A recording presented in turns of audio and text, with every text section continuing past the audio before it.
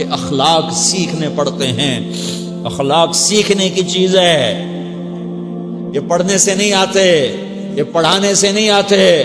ممکن ہے بخاری پڑھانے والا بد اخلاقی کے انتہا پر ہو، بخاری پڑھنے والا بد اخلاقی کے انتہا پر ہو، کہ یہ چیز پڑھنے سے نہیں آتی، سیکھنے سے آتی ہے.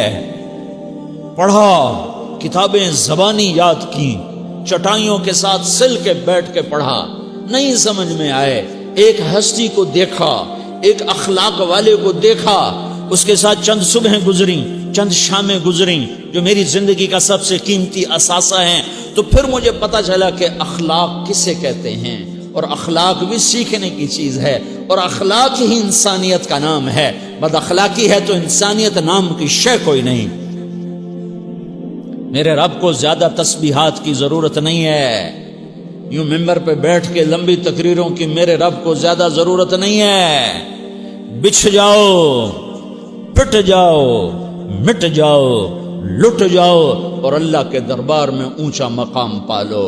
لوگوں کی سہنا سیکھ لو، لوگوں کے زخم سہنا سیکھ لو، لوگوں کی لگائے ہوئے نشتر، لوگوں کے لگائے ہوئے زخم چھوڑ دو رسنے کے لیے، چھوڑ دو گھاؤ بننے کے لیے، چھوڑ دو انہیں گہرا ہونے کے لیے.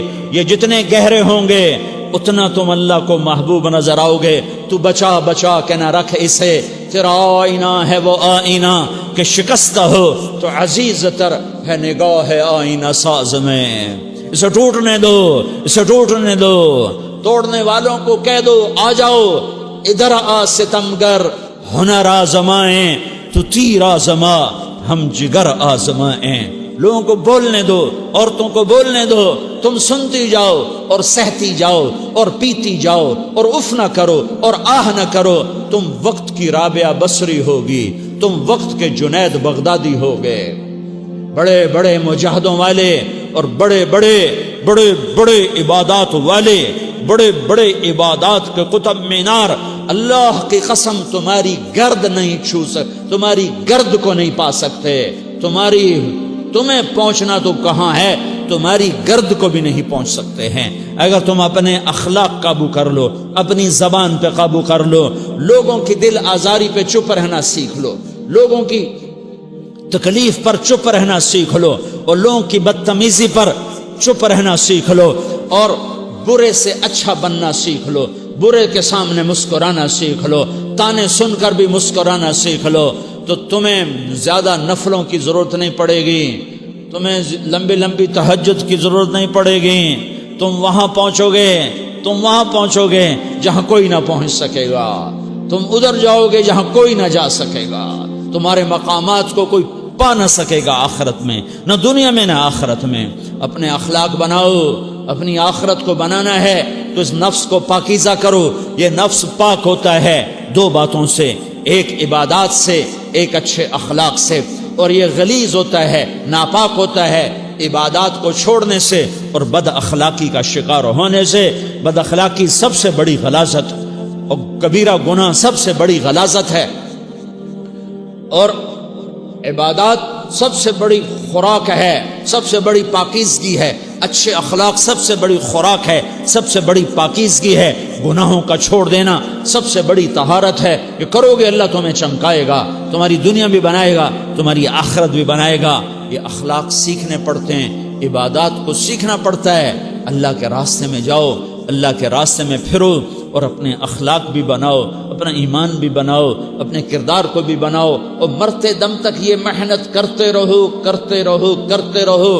کرتے کرتے موت آ گئی تو جو ادھورا پن ہے اللہ دور کر دے گا، جو ادھورا پن ہے اللہ دور کر دے گا.